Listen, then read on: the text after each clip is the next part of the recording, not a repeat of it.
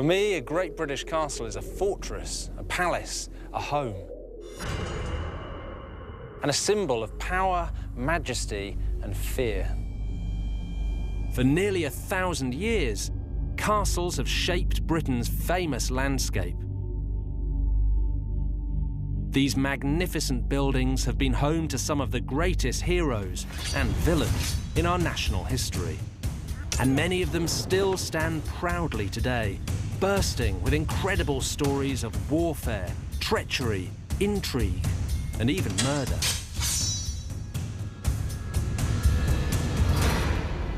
Join me, Dan Jones, as I uncover the secrets behind 6 great British castles. This time, I'm exploring one of the oldest and most notorious castles ever built.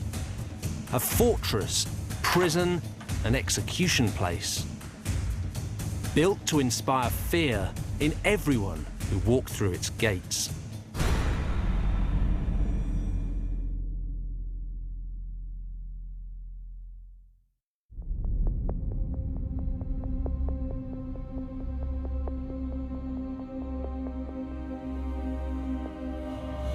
Imagine London, one of the great capital cities, conquered, subjugated, and invaded by aliens.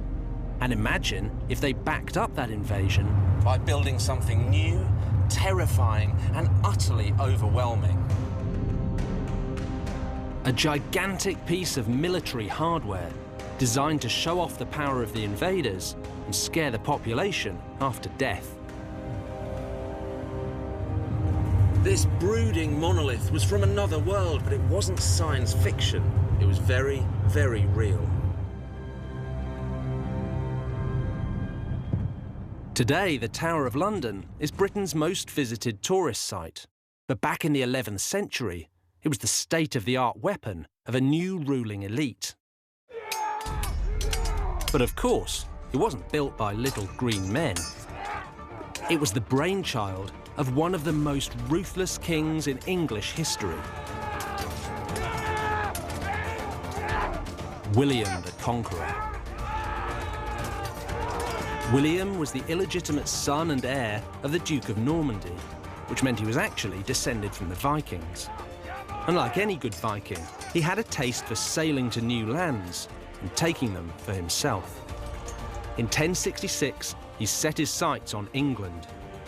William took an army across the English Channel and defeated his Saxon rival Harold at the Battle of Hastings. The Norman invasion, perhaps the greatest turning point in English history, had begun. After the battle, William and his army raced to London. They marched around the city, burning everything they came across. It was a stunning show of force, and it worked. Within weeks, the terrified citizens of London surrendered without a fight.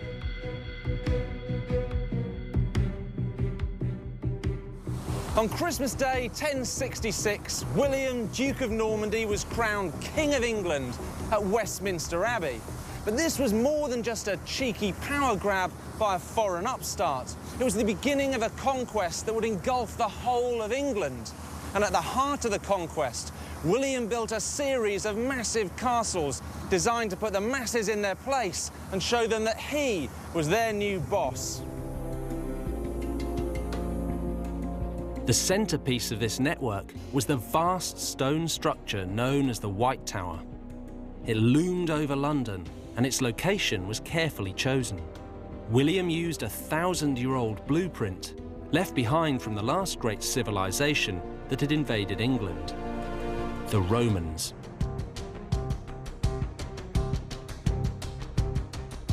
The Normans were building on top of old Roman ruins, right? Stone castles is the name of the game.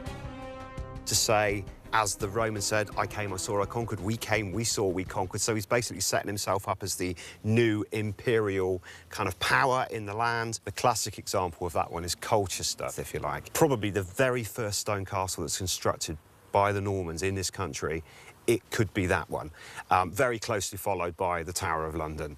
And then at London, he builds his massive stone castle, which is his seat of power within the capital city. There's another part to this story of the two castles as well, isn't there? It's supposedly the architect for both sites is the Bishop of Rochester, a guy called Gundulf, and J.R.R. Tolkien, who obviously everybody knows for Lord of the Rings, supposedly takes, because he's an Anglo-Saxon scholar at Cambridge, takes Gundulf, and Gundulf becomes Gandalf. And of course, The Two Towers is the name of the book, the second book.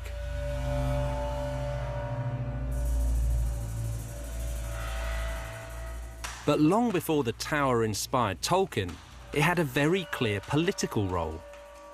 By building in stone, William was sending a message. The Normans were here to stay. The White Tower was 90 feet high and its walls were 15 feet thick. It earned its name because its whitewashed stone walls could be seen for miles around. Londoners would never have seen anything like it. Heavily armed foreign soldiers stood behind thick stone walls, and it all sent out a clear message. This was a castle devoted to one simple purpose: maintaining royal power. Today it's hard to know where power really lies in London. Is it across the river with the mayor at City Hall? Is it with the politicians at Westminster? Is it with the money men in the city? Well, in the 11th century, there was no doubt where power lay. This enormous square fortress landed next to London, as threatening and as alien as a spaceship. Placed next to the most important city in England, it took nearly a quarter of a century to build, but it was worth it.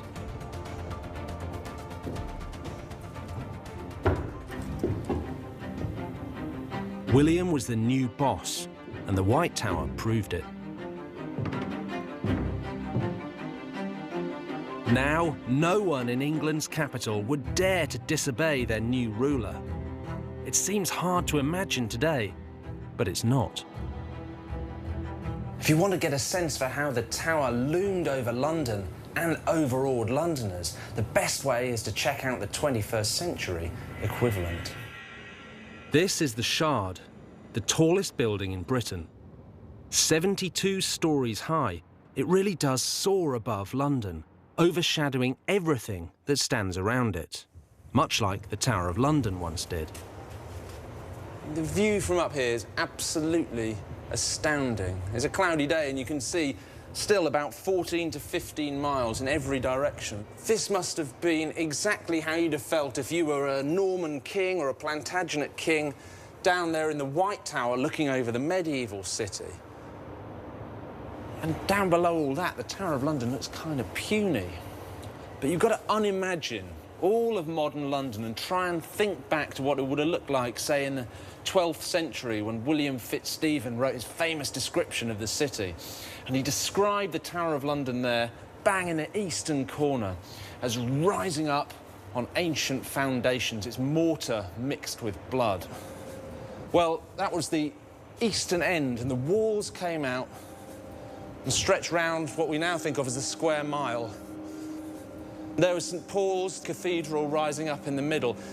And then down at the end, on the other side, you had Westminster. And that was, as now, a political village. But what was important was at these 2 points, the Tower and Westminster marked out a line of power. So every king before their coronation in the Middle Ages emerged from the Tower and processed through the city all the way down to Westminster Abbey to be crowned. And that was the ultimate political pageantry. In the years that followed William's conquest, London grew rapidly. By the end of the 13th century, the population had reached over 100,000. But as the city grew, so did the Tower and its supremacy. And it's that tension between the Tower and the citizens that lies at the heart of our story. In times of pomp and celebration, everything started at the Tower. But in times of chaos and crisis, it was a place to go and retreat. So this wasn't just a castle designed to overawe the common people. It was also somewhere to hide from them. In the 11th century, the White Tower was built by William the Conqueror as a symbol of Norman power.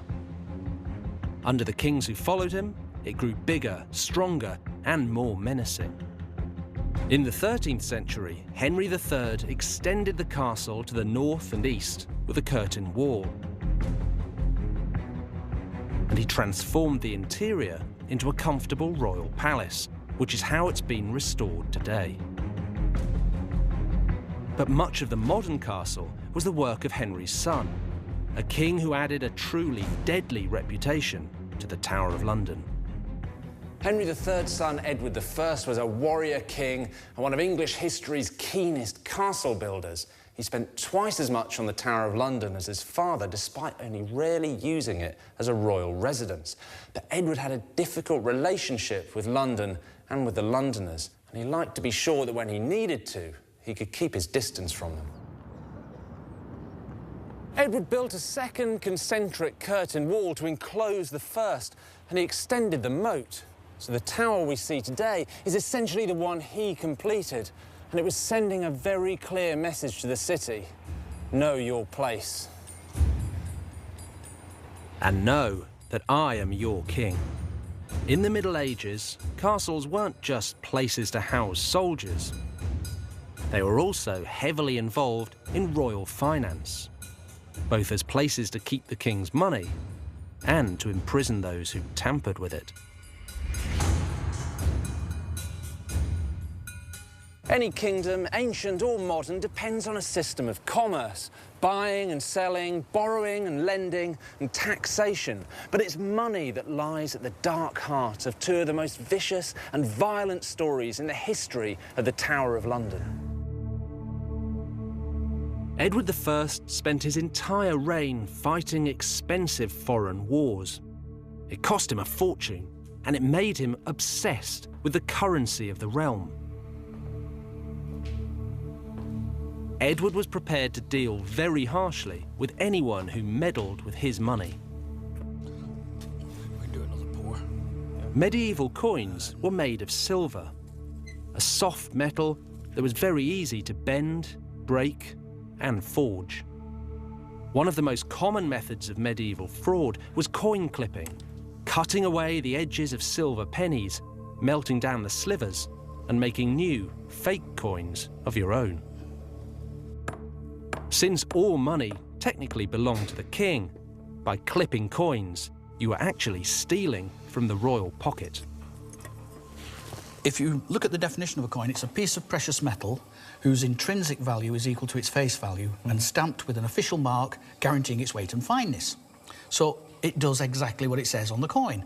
If you have a penny like that, it contains a penny worth of silver. And they all have to be the same, because that's what money is. It's the weight of the coin. The coins were weighed, not normally counted. So coinage was something that was taken really, really seriously in the Middle Ages. It had sterling qualities. English coin was renowned throughout the entire world.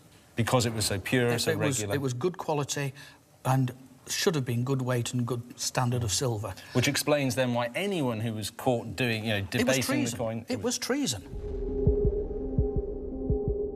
Clipped coins flooded the economy and caused inflation. They made foreign merchants suspicious of doing business with the English, and they reduced the real amount of tax that could be collected from the people. In 1278, Edward decided to get a grip on his realm's money, and the Tower was at the heart of it. Since Edward wasn't using the Tower much as a royal palace, he decided to move the mint within the walls. It was here, on Mint Street, which stretches for 3 sides of the Tower of London. It was an enormous operation. Edward's new mint improved the look of his coins.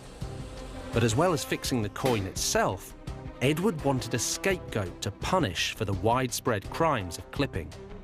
He found one in England's most vulnerable community, a minority that was involved in finance and money lending: the Jews. Edward blamed everyone for coin clipping, but he blamed the Jews more than anyone else. Throughout the 1270s, he'd already been levying punitive taxes on them, restricting their ability to trade and do business. Then, in November 1278, he suddenly rounded up England's whole Jewish population. putting 700 Jews here in the tower.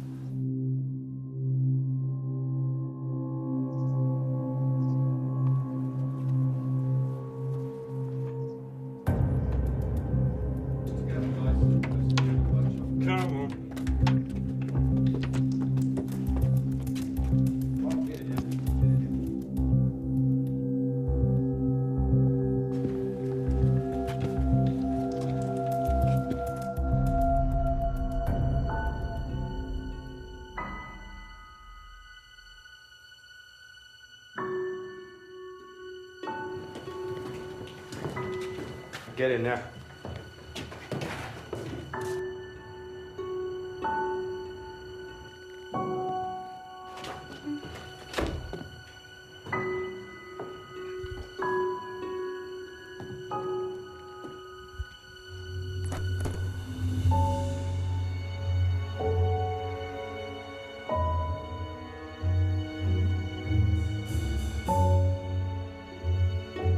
Of all the hundreds of Jews that Edward had imprisoned here in the tower, almost half were hanged.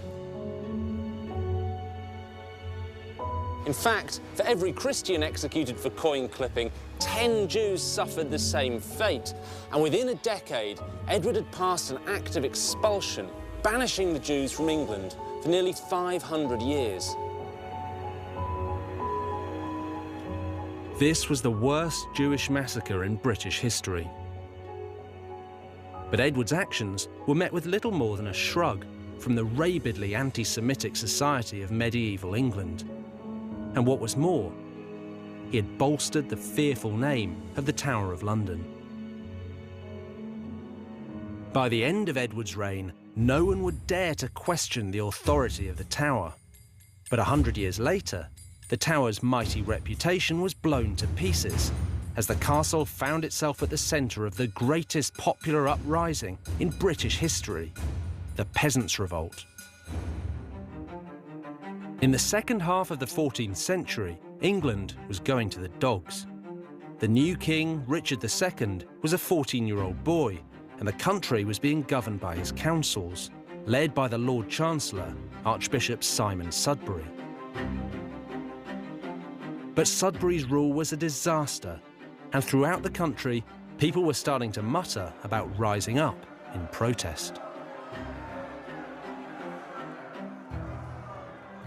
In 1381, people were moaning about the same sort of things they still moan about today: war, death, and money.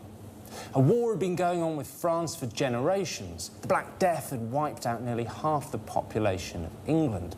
Then, on top of all that, came a tax, a poll tax levied on everyone, old and young, rich and poor. And there were 3 of them, levied on England, one after the other, in 4 years. The poll taxes were the final insult to a country that was well and truly fed up. On the 13th of June, a large group of militant protesters led by the Kentish rebel Wat Tyler entered London. They burned jails and legal offices. They chopped the heads off anyone associated with the government, piling their corpses in the streets.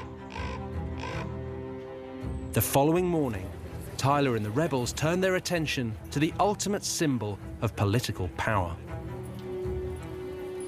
The Tower of London was the rebels' central focus. But why? They didn't want the lavish apartments, the royal jewels, or even the coin in the mint. They didn't want to capture the king, the teenage Richard II, which is just as well, because on the day they stormed the tower, he wasn't even here. What they really wanted was the traitors who'd imposed the poll tax. This is like today's Londoners marching along Downing Street and trying to kidnap the Prime Minister. Archbishop Sudbury knew that the rebels were baying for his blood. Terrified, he and his ministers fled to the White Tower, where they hid in the chapel and prayed for salvation. Nomine Patris, et Filii, et Spiritus Sancti. Amen. Archbishop Sudbury and several other royal ministers had taken refuge in the tower because it was supposed to be the safest place in London. But when the angry mob burst through the doors, suddenly it was the most dangerous. Sudbury was hiding in this chapel when the rebels found him. He'd been saying masses all morning, and now he was saying his final prayers. Most traitors were brought to the tower, but now Sudbury was about to be taken out of it. He was dragged out to Tower Hill and decapitated. His head was stuck on a spike, with his bishop's mitre nailed on for good measure. For a gang of ordinary peasants to take what was basically the Prime Minister of the day out of a chapel in the greatest fortress in the land and hack his head off on Tower Hill, it's completely extraordinary. And this is almost like communism 600 years before its time. The following day, the young King Richard met the rebels to hear their complaints. But the meeting turned violent, and when Tyler made a move toward the king, he was grabbed by one of Richard's men and run through. A revolution was avoided, but only just.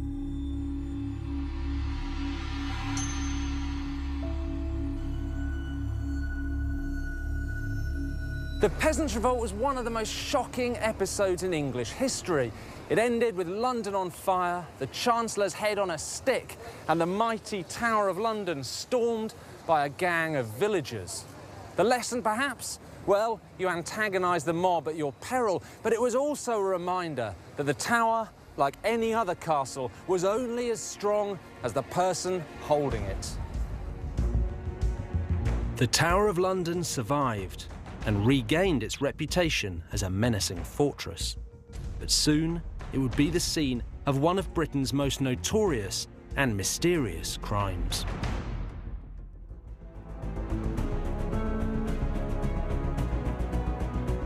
The Tower of London, first built by William the Conqueror, began its long life as a military weapon aimed at the City of London.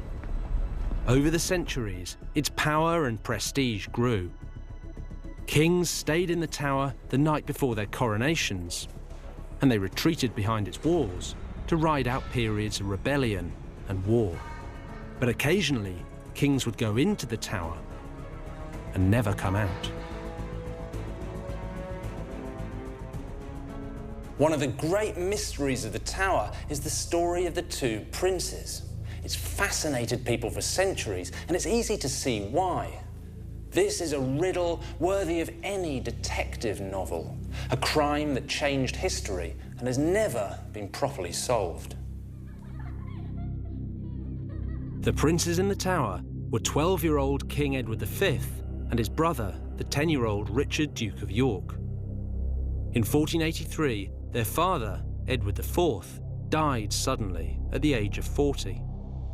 The boys' uncle, Richard, Duke of Gloucester, quickly took them into his custody and placed them in the Tower of London. He claimed to be their protector and promised to rule the kingdom on their behalf. But soon, Richard's plans changed. He declared the two princes illegitimate and took the crown for himself as Richard III. The boys were no longer in the tower for their own safety. They were prisoners. For a few weeks, passers-by saw young Edward and his brother playing games in the tower gardens. But after a while, their servants were dismissed and they gradually disappeared from public view. By the time Richard had been king for a couple of months, his nephews had vanished completely. They were never to be seen again.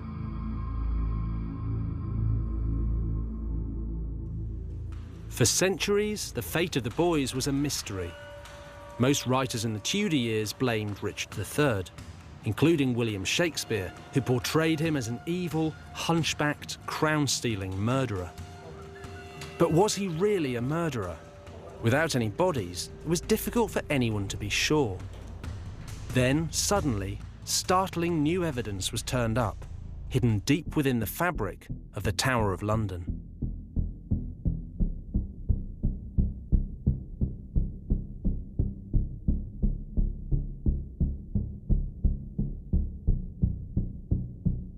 During the reign of Charles II, workmen were remodelling the tower when they found the skeletal remains of two children hidden under this staircase.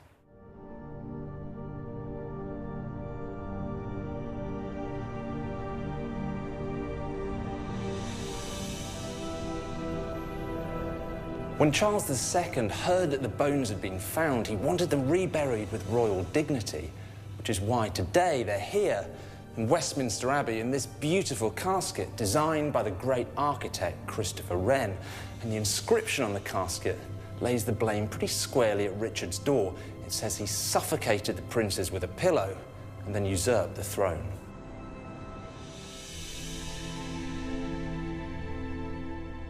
Richard III was dug up under a car park in Leicester in 2012, and his bones were subjected to every scientific test you could think of. Well, this casket hasn't been opened since the 1930s, almost 100 years. When it was opened, it was found there were 2 children's skeletons inside. But since then, no permission has been granted to subject whatever's in there to modern scientific testing. And until that permission is granted, the mystery of the princes in the tower will continue.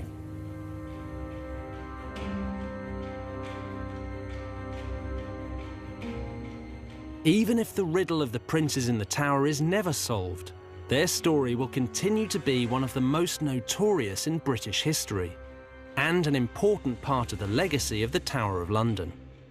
But one thing is for certain: the princes were not the first prisoners to suffer in this castle, and they certainly weren't the last. 2 million people flock here every year to visit one of history's most notorious prisons. But where's the prison? There are no dungeons here. There's not even a torture chamber. But OK, over the years, plenty of people have been locked up in this fortress, ranging from Ranulph Flambard, the first prisoner who escaped, to the Cray twins, who were banged up here for avoiding military service. So there are reasons why being sent to the Tower has become one of history's most resonant phrases.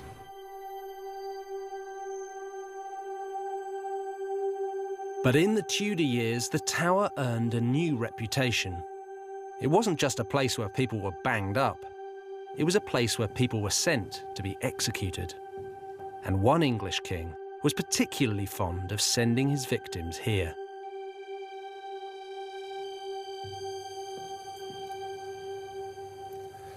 This massive suit of armour was once owned by England's most famous king, Henry VIII. And you look at it, well, it tells you everything you need to know about Henry's self-image. It's big, it's manly, it's virile. It all points very obviously to one place. And this was owned by Henry towards the end of his life in 1540, when he was fat and grumpy and ill and tyrannical. And that's the Henry I associate with the Tower of London, because it wasn't his fortress or his palace or even his playground. It was his personal prison, where he locked up those he thought were traitors.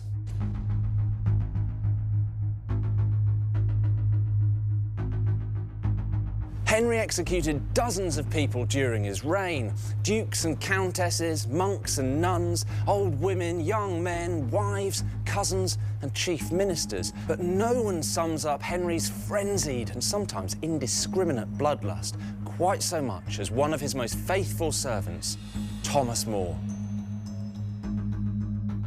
Thomas More was a true Renaissance man. He was Lord Chancellor and one of Henry's closest advisors. He was also a deeply spiritual figure, a philosopher, a lawyer, and a famous writer. And his intellectual principles would set him up for a monstrous showdown with his monarch. In 1533, Henry divorced the first of his 6 wives, Catherine of Aragon, and married the second, Anne Boleyn. More thoroughly disapproved, and although he knew it would enrage Henry, he resigned from the House of Commons in protest. As a devout and principled Christian, More couldn't accept Henry's decision to defy the Pope by divorcing Catherine and taking Anne as his new queen. But as one of the king's most powerful ministers, he didn't want to antagonise Henry either, so initially he bit his lip and kept quiet. But then Parliament passed an Act of Succession, confirming Anne as Henry's queen and any sons she should have as Henry's heirs. And the king demanded that everybody, including More, take an oath to support it.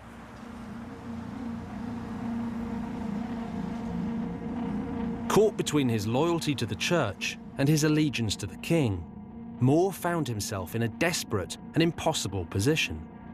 Did he follow the orders of his master, or stay true to his basic Christian principles? Here at All Saints, his private chapel in Chelsea, he prayed for guidance. But when he was summoned before the Archbishop of Canterbury, he was given an ultimatum: support the king or suffer the consequences.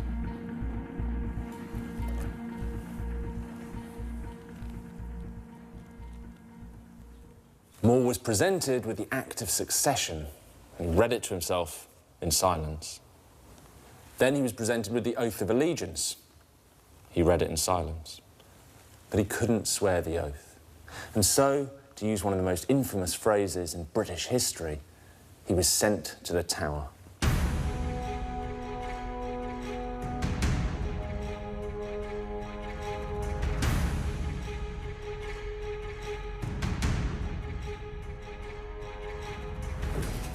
There's some debate about where More was held, but many people think it was here in the basement of the bell tower next to the modern constable's residence, which is normally off limits to the public.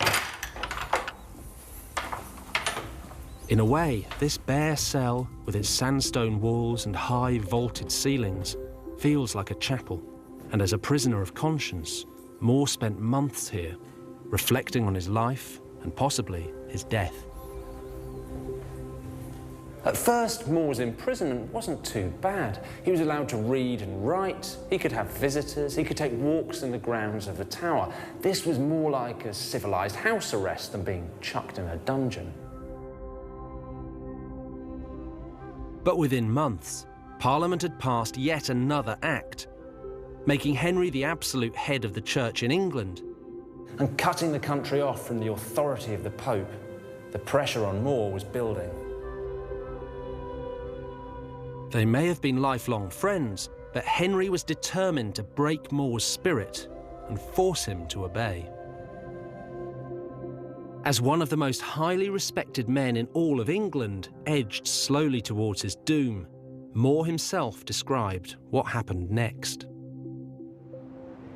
So, Andrew, what is this collection we have here? We have a set of 16th century transcripts of the works of Thomas More. God, there's so much of it. So now we know what More's been accused of, but what was his punishment? Because that's in here as well, isn't it? So we are told that he's going to lose all of his properties, his land shall be deemed and adjudged in our said sovereign and his heirs in like estate, form and condition as they were before. So what we're saying here is that everything that Henry's given to Thomas More over the years that More's been in favour is now being taken back. He's ruined. Yeah, he loses absolutely everything. But what about More personally? Halfway down this page, we read, and also shall suffer such pains of imprisonment of his body. So that great old phrase, sent to the Tower, that's the rest of More's life. Exactly. The ruthlessness of Henry, I suppose. Absolutely. And by this stage, I mean, he was a complete monster. He really was. More was visited twice in May and June 1535 in an attempt to get him to take the oath of allegiance. But he saw this as a real dilemma. On the one hand, he was a devout Catholic. On the other, a loyal subject of the king. And he said, this act of Parliament is like a two-edged sword, for if a man shall swear one way, it will confound his soul. If he swears the other way, it will confound his body. In other words, he was damned if he did and damned if he didn't. In the end, when he was pressed to take the oath, More remained silent. On the 1st of July 1535, Thomas More was taken from the Tower of London to Westminster, where he was tried for high treason. His accusers deliberated for just 15 minutes before giving their verdict. More was found guilty of treason and he was sentenced to be hanged, drawn and quartered. He was taken by boat downriver to the Tower to await his fate. Having defied his king, More was sent back to this room to contemplate his awful fate. On the day before he was due to be executed, he wrote one final letter to his beloved daughter, Margaret. What does More have to say? Because this is the day before he was going to be executed. There must be quite an emotional letter for him to have written to his daughter. He says, I never liked your manner toward me better than when you kissed me last. For I love when daughterly love and dear Charity hath no leisure to look to worldly courtesy. God, that's incredibly touching, isn't it? So he's referring to just after his trial, when he's been sentenced to death and he's being escorted back to the Tower, and Margaret has been waiting, sees him, breaks through all the soldiers to get to him and to give him one last hug and to kiss him, and that obviously gave him uplifted him and gave him great comfort. She really seemed to understand him, and she seemed to really understand why he felt unable to swear the oath of supremacy, and she supported him in that decision. And I think, you know, we're kind of sitting in front of More putting pen to paper, imprisoned in the Tower of London. It doesn't get much more spine-tingling than that, really.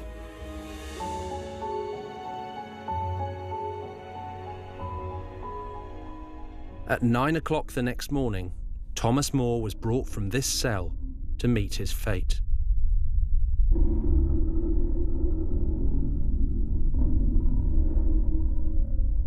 In the end, he wasn't hanged, drawn and quartered, but simply beheaded as a traitor. His final words were, "The king's good servant, but God's first." Thomas More's execution was only the beginning of Henry's reign of terror. And throughout the Tudor years, plenty of other noblemen and women found themselves locked up here, waiting for the executioner's call. None were more famous than Henry's second wife, Anne Boleyn, just 1 year later. Anne Boleyn stayed in the royal apartments here at the Tower of London on the night before her coronation as Henry VIII's Queen. 3 years later, she was back on the morning of her execution. Now, for Anne's daughter, Elizabeth I, it worked the other way round. She was a prisoner here at the Tower of her sister, Mary I. Within a matter of months, she was leaving the Tower on the morning of her own coronation. In Tudor times, treachery was a fickle concept, and today's king, queen or royal confidant could easily be tomorrow's traitor.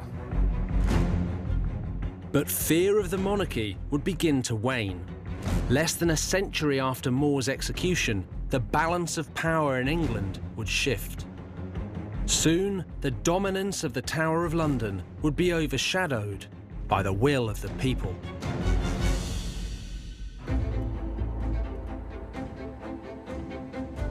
From Norman times till the Tudor years, the Tower of London had been the focus for royal power. But by the 19th century, it was starting to lose its grip. This was no longer the main arena for political battles. Further up the River Thames, the Houses of Parliament now took centre stage. Now, the Tower took on another role. It began to attract tourists. And they weren't just here to inspect the ramparts. One of the main attractions was some of its more exotic inhabitants, because it wasn't just humans who were locked up in the tower. This is a story about a bear. And though the bear which killed the child escaped at this time, he was afterwards, by command of the king, baited to death with dogs upon a stage. Well, it gives us an insight into the cheery humour of the 18th century, doesn't it? Oh, dear. What's amazing is this tiny little book is one of the first known guidebooks to the Tower of London, and it's full of miniature portraits of animals. It's extraordinary to think that for 600 years, the Tower was home to the menagerie, or London's main zoo. For more than 900 years, since the time of William the Conqueror, the Tower of London has been a royal palace. Now, royals get a lot of gifts. In fact, the present royal family has received a bear, 2 sloths, a baby crocodile, an elephant, a horse, and a canary. In 1252, the King of Norway presented the Tower with a very exotic gift, its very own polar bear. Now, the royal records show the purchase of a muzzle, a chain, and a long length of rope so the bear could go fishing for its own food in the river. England's medieval kings needed somewhere secure to put all the animals they received. Naturally, they chose the strongest castle in the land, the Tower of London. Over the years, the tower was home to everything from monkeys to Barbary lions. And my favourite, a pair of dog-faced baboons. In the 18th century, the Tower of London opened its menagerie, or zoo, to the public. To get in, you had to pay 3 pennies, or bring along a cat or dog to feed to the lions. By 1828, the tower held over 280 animals, but one man was not impressed. Arthur Wellesley, Duke of Wellington, was the heroic general who defeated Napoleon at Waterloo. Now aged nearly 60, he was made constable of the tower. The old soldier had plans for the great fortress, and they didn't include wild animals or the noisy crowds that came to see them. As far as the Duke of Wellington was concerned, the tower was a barracks for troops, not a circus or a zoo. On top of that, the place was filthy. The water in the moat was fetid, and there was cholera among the troops. Now, Wellington was a founding member of the Zoological Society, and to his mind, cleaning this place up meant the animals had to go. The Duke of Wellington knew that housing wild animals in a medieval fortress was an accident waiting to happen, and he was right. In 1835, when one of the lions allegedly mauled a soldier, the Iron Duke had had enough. He relocated the entire menagerie to Regent's Park, where it became one of the world's most famous collections of animals, London Zoo. Wellington got rid of the animals and the mint.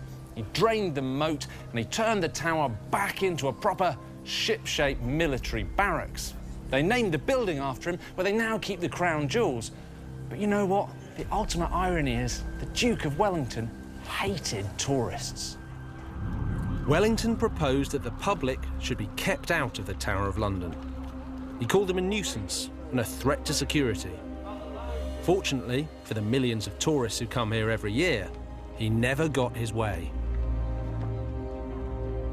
For nearly 900 years, the tower has dominated London and fascinated the world. Today, it remains the most famous British castle of them all. In the end, the story of the tower is about the mob, and it always has been. The tower was built to frighten and subjugate them. It's been used to appease them, locking up criminals and foreigners. And of course, it's been used to amuse them, whether coming to the zoo or going out to Tower Hill to watch traitors being beheaded. And it still amuses them now, a royal fortress invaded every day by thousands of ordinary people pouring in off the streets of London.